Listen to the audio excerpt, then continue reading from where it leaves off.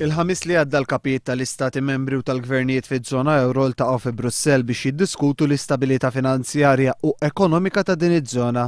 Fi stqarrija ministerjali l-Prim Ministru qal li d-deċiżjonijiet li ttieħdu matul din il-laqgħa kienu jirrigwardjaw it-titjib tal-finanzi pubbliċi u s-sostenibilità tad-dejn Grieg. Ġie diskuss ukoll kif l-instabilità finanzjarja u ekonomika tista' titwaqqaf u b'hekk tissaħħaħ il-governanza u l-immaniġġjar ekonomiku taż-żona euro. Il-kap tal-Oppożizzjoni Joseph Muscat qal li l-impenn tal-Oppożizzjoni huwa li ż-żona euro tkun suċċess għaliex permezz hekk tgawdi Malta wkoll. L-euro hija l-munita tagħna lkoll, qal il-kap tal-Oppożizzjoni.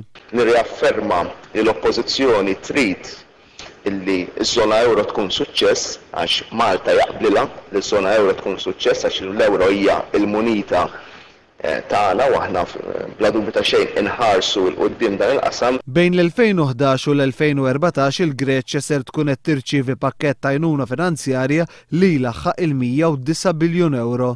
Dwar din l-għajnuna l-kap tal-Oppożizzjoni staqsa lill-Prim Ministru sabiex jagħti rendikont tal-impatt finanzjarju li dan il-ftehim għandu fuq il-finanzi ta' pajjiżna, it-taxpayer u s-sitwazzjoni finanzjarja ta' pajjiżi oħra.